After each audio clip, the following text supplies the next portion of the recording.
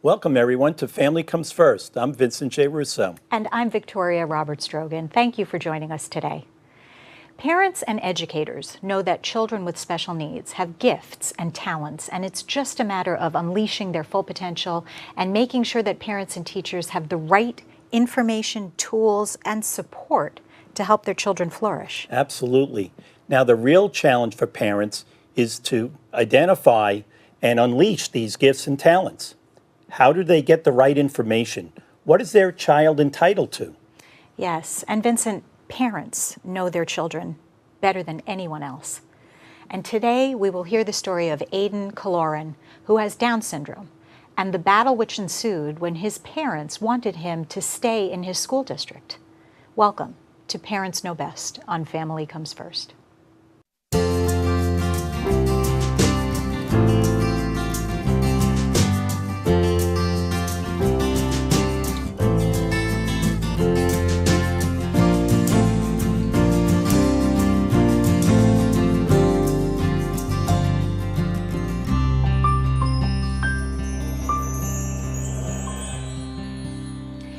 Parents are faced with options for their children with special needs when it comes to education. There are laws which require that every child receive a free and appropriate education. Absolutely. Aiden had been attending elementary school, and his parents were planning on sending him to middle school in the same district. However, that school does not have a program for special needs children and refused to accept him. So here with us now to talk about their son Aiden are Christian and Terry Killoran. Thank you both for being here. Thank you for having us. Thank you. For having us. Thank you. Some story. Thank you. Thank you. First of all, tell us about Aiden. Well, Aiden is the oldest of our three children. He's 13 years old. Right. He has a younger brother, Christian Riley, and a younger sister, Shannon Daly. Lovely. He's, in many ways, just like any other typical kid. He's been a blessing beyond words in our life. He's a joy to us and to his brother and his sister, and to the community at large. He's a funny kid. What does he like to do? Tell jokes. Tell He jokes. likes to tell He's a joke jokes. teller? He is a joke teller. And, Knock, knock. Knock jokes. yeah, he's big on the knock jokes. He enjoys watching his brother and sister play sports. Nice. He's known as the head cheerleader at the local events. You always hear his voice, saying, "Give it 100%," or He cheers for both sides. different things. Of course. Yeah. Yeah. But that's wonderful. Yeah. They call So- him the mayor. Everybody knows him and everybody loves him. The kids love him. So his community knows who he is. Everybody does. Yeah. That's That must basically- give you a peace of mind a little bit. It does. Yeah. It's a large part of Yeah. our life, our community. It's really the backbone of what we're fighting for, really. Right. So your community is small, where you live. It is. Yeah, we live on the east end of Long Island in a hamlet called Remsenburg. Yeah. And the nature of our environment basically is because of the small localities. Essentially, our district just provides education, kindergarten through 6th grade. Okay. And then we outsource or contract for the, 7 through 12 grades to the local high school, which is West Hampton. Okay. Where's Aiden in this process right now? Well, right now, due to the legal battle that we're in what's known as pendency, which is basically he's still at Remsenburg, even though the typical path would have been for him to progress into West Hampton. Okay. But while the legal issues get worked out, essentially he's in status quo. Okay, which so for Aiden is let's Remsenburg. understand the legal issues. Sure. So what's going on? What happened? When Aiden graduated 6th grade, he exercised his right to choose the next school that he was going to be going to, which was West Hampton, which is where 99.9% of the graduates of Remsenburg go. Right. But unfortunately, West Hampton refused to accept him because of his diagnosis of Down syndrome. Their argument being that they weren't equipped or they didn't have the resources to provide for his education. And because of that, we ensued a federal litigation against the district, which has now been returned to the state level, and that's where we are today. So all of his friends, his brother and sister, there's a clear path for him to continue his education, at the school that would be the natural path for him. Yep. But there's more to it too. You know, I know you want him to stay in this community because it has to do with his future success. We do. We're really looking more than just his education. We're looking to his entire life and our life and his life in the community. And it's so important to keep him in our local school, navigating our streets and, you know, just hanging out with his friends, Yeah. you know, being part of his community. And then eventually being able to work and to be, you know, productive and live a successful life in our community. So he's missing, he would miss real life practical living experiences and creating relationships if he is not in the school Right. district. So if he's sent to a different school district that is far away or out of our community, Right. then, you know, people don't know where he is. People think he moves, you know, he's moved away. And then when he comes back, because eventually we're not leaving, we're staying in our community. Right. When he graduates at the age of 21 and he's looking for a job, nobody's going to really know who he is, or, oh, I remember him, but I'm not sure what his capabilities are. And, you know, it's just important for him to be present every day for the next, you know, 9 years and then to work in Yeah. our community. Absolutely. At this time, we have Sarah Weir.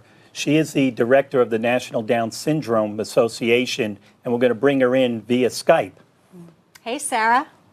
Good morning. How are you? We're very well, thanks. We're so happy you're with us today. Thanks for having me. Thank you for coming. Sarah, tell us a little bit about the population that you work with. You know, Down syndrome kids have certain abilities. They're able to achieve many successes. Tell us a little bit about that. Sure. So Down syndrome occurs when you have an extra copy or a partial copy of the extra of the 21st chromosome.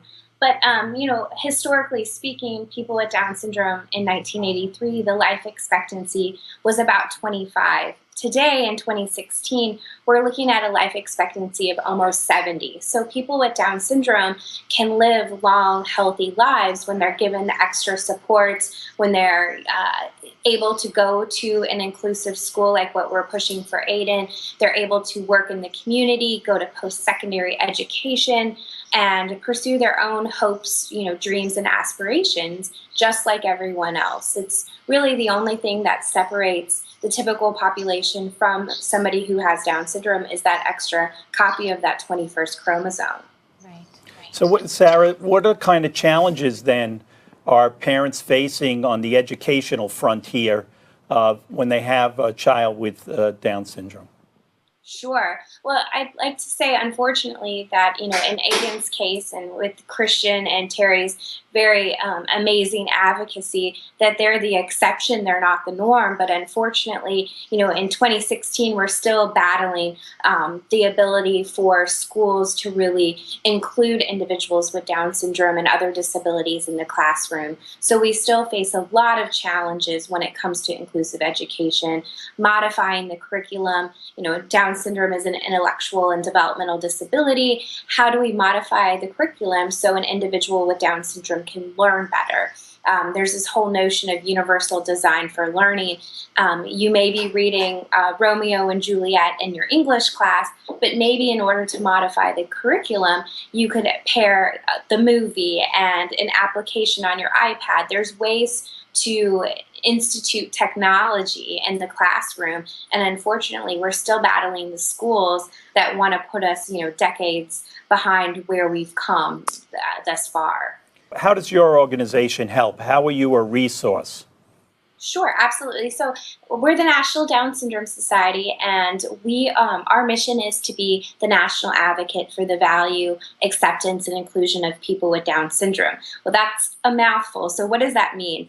Essentially, we're a human rights organization for people with Down syndrome, and we tackle advocacy issues across the lifespan of an individual with Down syndrome. So everything from education and supporting Aiden's ability to attend his local school with his peer and siblings and his, you know, his federal right to do that, to fighting for individuals with Down syndrome to get jobs, to be included in their communities, to be safe, to make sure that law enforcement and first responders receive the adequate training to work with individuals with Down syndrome and other disabilities. And then, of course, with the aging population, while this is an amazing development that we have individuals with Down syndrome living so much longer, we have to make sure that they're well taken care of, because they're going to be outliving rather their parents. And a sibling may step in to be a caregiver or another immediate family member. So we need to make sure that we have the best resources on Down syndrome available to everyone who works with people with Down syndrome and other disabilities. Absolutely, so important. Thank you so much, Sarah, for joining us today. Have a nice day. And for the Thank work you. that you do. Thank you so you. much. Thank you, Sarah. We're going to take a break, and we will be right back with Family Comes First.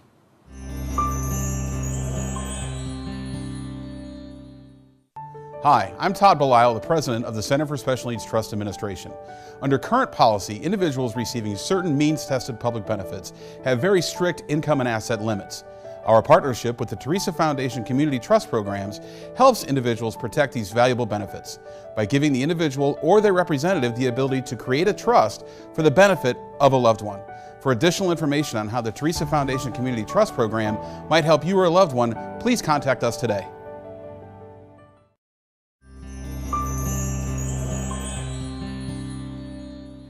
Welcome back to Family Comes First. We have been talking to Christian and Terry Killoran about their son Aiden and his right to attend his local school with his friends and classmates. Also joining us today is Elizabeth Einhardt, who is a special education teacher with a master's in special education. And I have to say this because proud papa, Lizzie is your daughter, Vincent. Absolutely. Yes. Thanks for having me. Great to have you here. Thank you. But with the added perspective of the educator, because we've been talking about this from the side of the parents and what they want and hope for their child, and yet you are in the trenches every day, and you see what is necessary to educate children with special needs. Absolutely. And first off, I had been thinking about this, and Aiden is so lucky to have you guys who can advocate for him. And it's just so important for parents to really feel empowered when talking to educators about their children, because you know him and you know him best, and you always will. And you always have his interests in mind for his whole life. And so teachers, while we love our students and we fight as hard as we can, and administrators as well, we will come and go, and we're only blessed with a short time with our children. And while we fight, you'll be his lifelong advocate. And so it's so important that you know your rights, and all the parents out there. Yeah, and we're fortunate to have teachers like you who see things and notice things. Tell us a little bit about your role in the education process.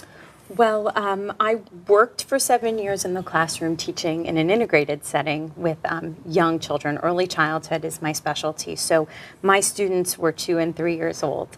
And so 1/3 of my student population came to me with IEPs. And they, What's an IEP? It's an individualized education plan, and that is, they're part of the special education population. And they just need some extra support. And that document is a legal document that helps bridge their education to the general curriculum. Who creates the IEP? Well, you have a team, so administrators are involved, teachers, parents. You can have a parent advocate in there as well while you're creating it. And what are some of the resources that are available through the IEP to parents and children? Well, they vary. I mean, it's an individualized education plan, so every child's IEP is incredibly unique to them. So you can have transportation adaptations, technology adaptations. It just depends on what extra support the child needs. And I assume you've gone through many of these meetings. Any input you'd like to give for parents so that who are now traveling that path? Yeah, be as proactive as possible. Be positive. Be nice, and you know your child best, and so you need to advocate for your child for sure. And I would also say for those parents that are, pioneering a path just like we have, there are resources that you spoke of. In our particular case, direct teacher consultants, when everyone was kind of daunted by the task at hand because Aiden represented something novel, something new, and we brought in a direct teacher consultant to kind of teach the teachers about curriculum modification and those types of things, which was a great help. So there's things that you can do and resources that you can tap that'll help the team, because it is a team like you spoke of, create the program that's going to be most effective for your child. And I guess, Lizzie, from your viewpoint as the administrative role that you have, that's part of the process, is making sure the teachers are informed, educated, and know how to identify issues and make sure the services are being provided. And supported. Absolutely. Yeah. Teachers do need support when they have children with special needs. And every child has some special need, whether they have an IEP or not. Every child's unique. And so teachers need professional development. They need hands-on support. They need to be able to go to their administration and receive the support to provide and to adapt. You can't just... I would say on the local level, the Down Syndrome Advocacy Foundation and the Long Island Down Syndrome Connection has been very valuable for us. I go to all their meetings, and I've learned so much from those two, foundations. Yeah, Great. yeah, they've been amazing. What do you see in terms of the future? I mean, I know you attend so many meetings, and what do you see about the future of children, like as they're being educated, but also afterwards? Well, one of the things that you have to understand is that, when we speak to the educators, they're looking at his education and they want to do the best for his education. But I feel like they're sometimes missing 50% of the puzzle, or 50% of his life, because 50% of his life is our community. Being able to stay in our community will help him navigate our streets, learn the streets, stay with his friends and his family. It's just so important, because eventually we want him to work and be a successful part of our community. So we want him to get a job. And if he's not kept in our community, then nobody will really know where he is and who he is. He needs to be present, just like every other He needs to be Real present. life experiences that Yeah. need to occur, really mistakes looking- need to be made, learning needs to happen. And it's a real life network. We're looking to which his is future. every child. Yeah. And I know you have hopes and dreams for Aiden, and he has hopes and dreams both within the classroom, while he's learning, and afterwards. And you shared something, about a way that we all learn from children who are kept in mainstreamed classrooms about compassion and kindness. And Unfortunately, I think a lot of times in our discussion, when we're talking and we're advocating for Aiden, what gets lost in the discussion is that this just isn't about Aiden. It's about, vindicating the injustices of all the special needs kids that came before him. It's about blazing a path for all the special needs kids behind him.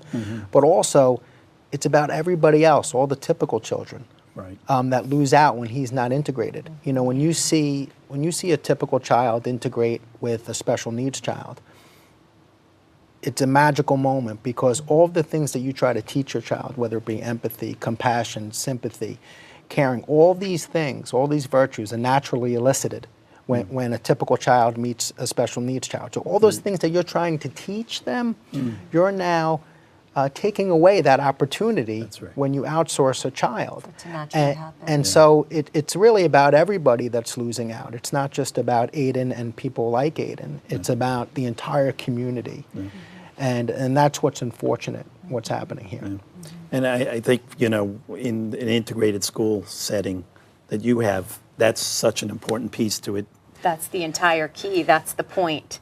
And also, if you move Aiden far from your home, I'm just thinking about the impact for your family as well, trying to be involved in his new school life, being in a long distance. You can't go to those events, the meetings, the classes, getting him involved in groups outside of there. It's really rerouting his entire life. And family participation is incredibly important for the success of every child.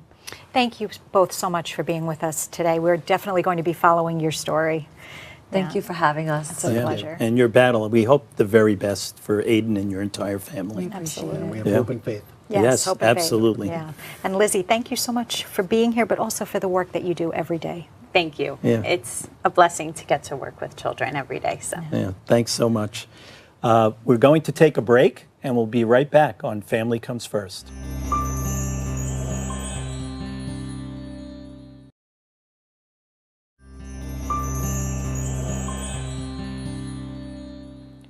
With us now is my friend and special education attorney, Adrian Arkentaki of the Cuddy Law Firm, who can provide further insights and clarification on these issues. Welcome, Adrian.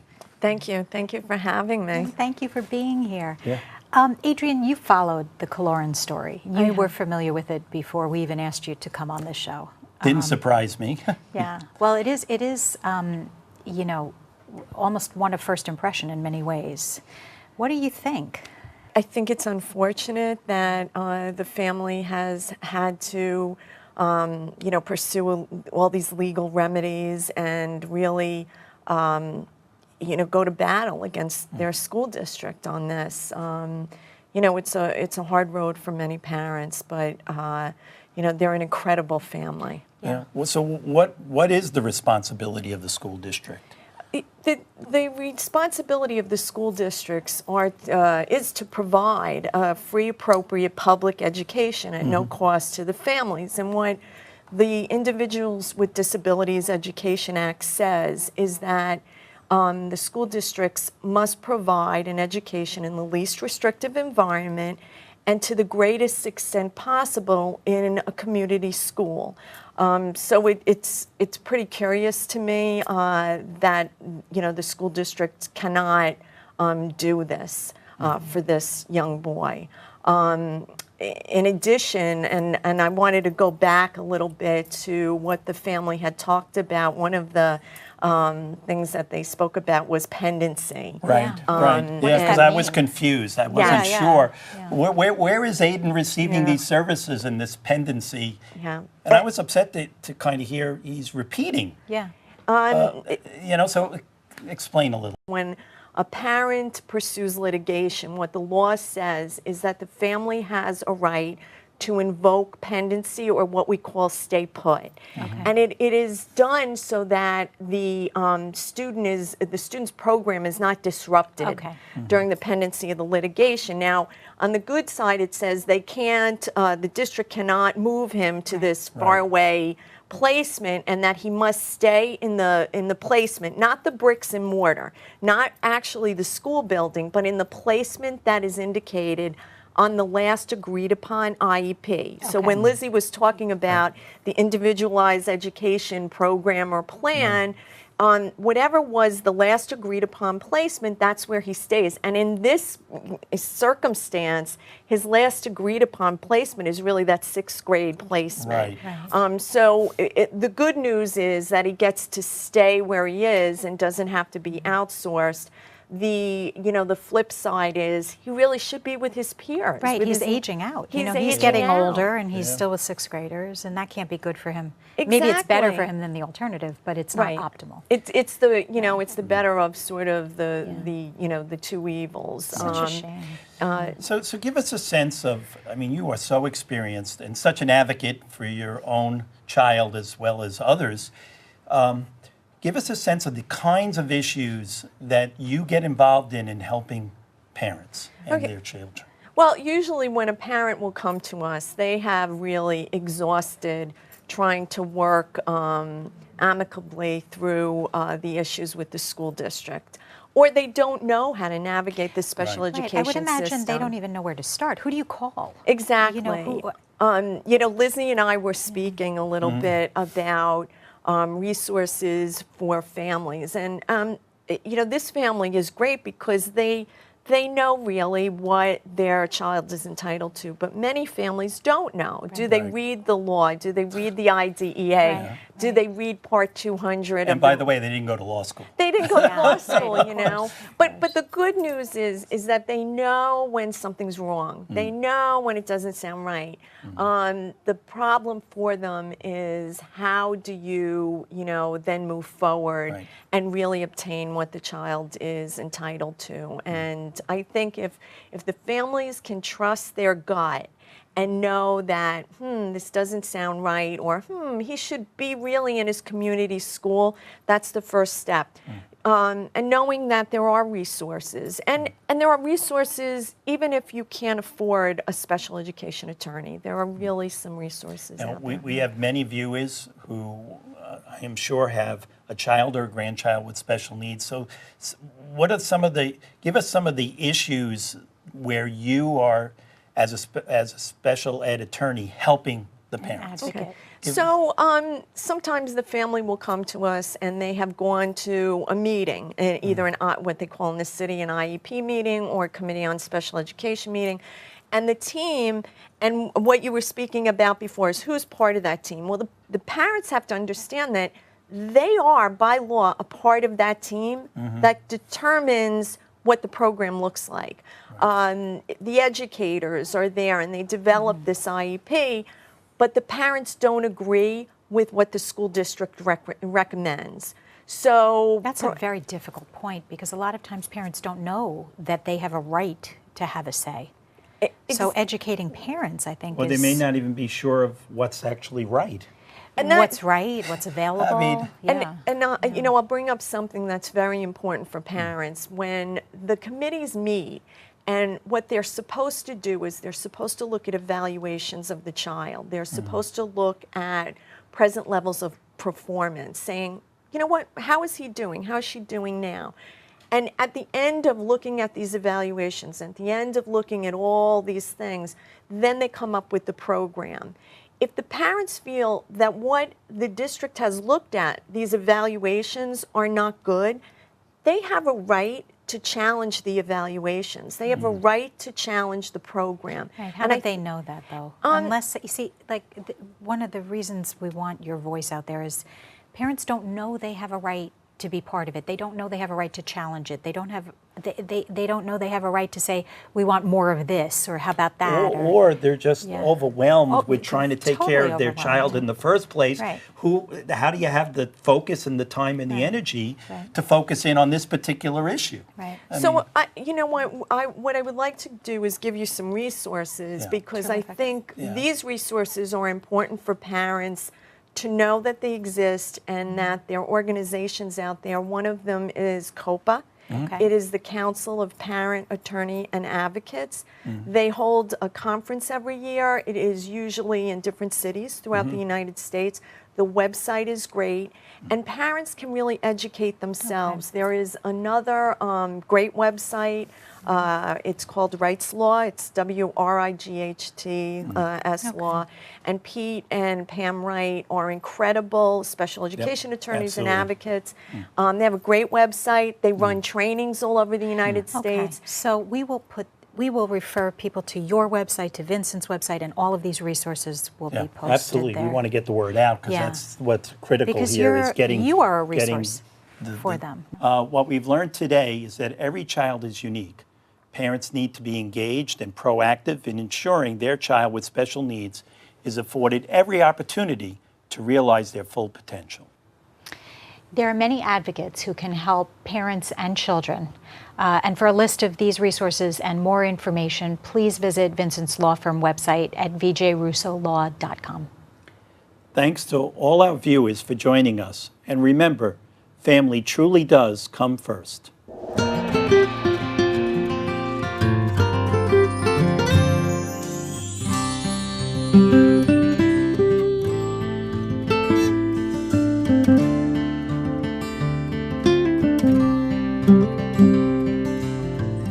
Thank you.